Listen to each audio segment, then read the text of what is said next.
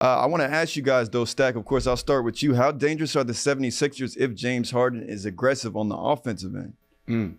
Well, let me say one thing. James Harden is turning back the clock for sure. Yeah. Putting up numbers that he was putting up in Houston, and now he's doing it on the big stage in Philly in the playoffs. So kudos to him. And having him be back is definitely, it helped him a lot. But I want to shoot some shots at Boston for the simple fact that this is the playoffs. Y'all just played in the NBA Finals last year. So correct me if I'm wrong, if y'all clearly understand what these games mean and how each game matters.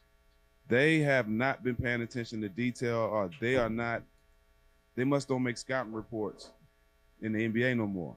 Like when I was in the NBA, especially in San Antonio, every game is a scouting report on every player, what they like to do, which way they like to drive, what the percentages they shoot in this spot, that spot. Like, you know everything about the player. I haven't played against James much in my career, just a little bit, but I know from watching basketball, I know his game. You know, I watch all the stars. You know, I've guarded a lot of stars, and I know their game. If you, the prolific and legendary scorer that James Harden is, if you sit there and let him pick which way to go through his legs and do all that, you're going to see a lot of 40-point games. This is the playoffs. I'm going to start there first. You keep sending him right in the pick and rolls and try to keep that ball in his right hand. I guarantee you that point percentage drop. It will drop tremendously because, you know, I'm not saying he can't go right, but he's a left-hand guy. And if you let him dribble, go through his legs, he get into his mojo, ain't nobody in the world stopping that. Second, with him getting 40 points and all that, they had a chance to win the game. Jaylen Brown, the corner three is the easiest three-pointer in the game. You do not leave the corner to double a big man in the post when he's about to tie the game up. Not win it, but tie the game up and give y'all a chance to win it, maybe go in another overtime. But you leave the corner in a big game like that and give up a three to the guy who is the hottest player on the court. That's not paying attention to detail. That's not being locked into the moment. Even though James had a great game, Boston it was still their game to win. They gave that game away. And to finish it off, why would you wait so long when you down one? You got to give you a chance. If you missed a shot, at least give yourself a chance to tip it in. They waited too long. Even though he made that shot, it was a bad shot and it was late. They made a lot of bad decisions at the end of the game to save their experienced team that just played in the finals. For me, the only question mark that I have regarding the 76ers is James Harden's consistency, much like I have with Anthony Davis and the Lakers, is how often in this series can he do this?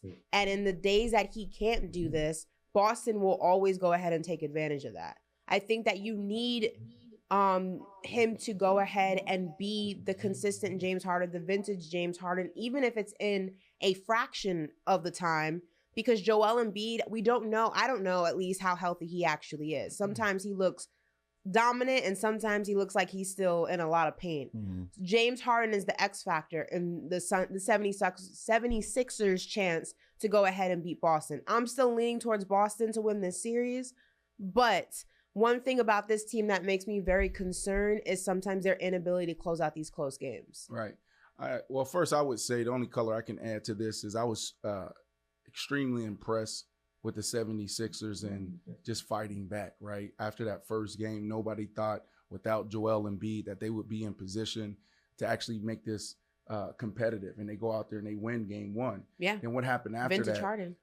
They made adjustments to Celtics and they made this look like it wasn't even going, it was going to be a gentleman's sweep, right? And so the 76ers came out and, you know, it really made this exciting.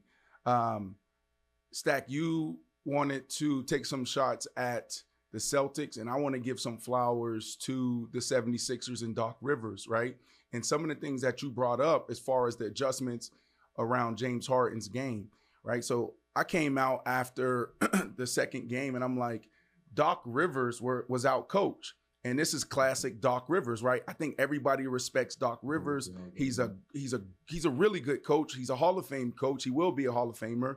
But he gets out coached in the playoffs. He never gets it done. All these other coaches out there, they come out and they make adjustments.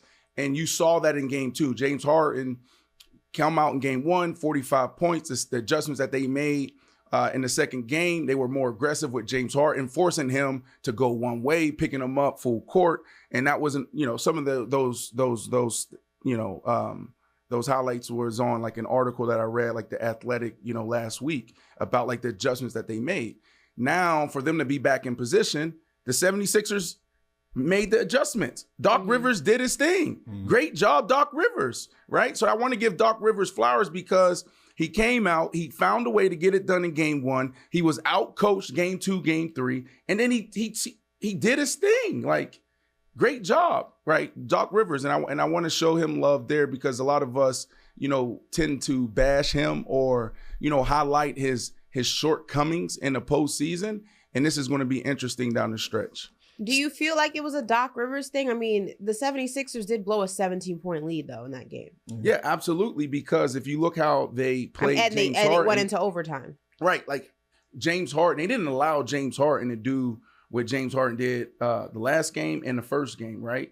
So James Harden, if you watch how they played, they made adjustments on the offensive side. So I feel like whether it was Doc Rivers or Doc Rivers listening to Sam Cassell or Doc Rivers listening to Joel Embiid and James Harden saying, okay, we're going to make these adjustments, they made adjustments and they got better shots. Right? I just think that James Harden wasn't as aggressive. I don't know if that's a Doc Rivers He couldn't, thing. but in Stack, you can come here and this is where I will definitely concede. I'm not conceding to the whole depth thing in the conversation we had earlier, but Doc Rivers, as far as like James Harden, you guys can come out there as basketball players and say, we're not going to let this guy beat us, right? So James Harden, he can create anytime he wants to create a shot, but if a team comes out and they take his game away, it's going to be difficult. So I don't know, Stack, do you think that Doc Rivers made the adjustments, or do you think it was just James Harden being more aggressive?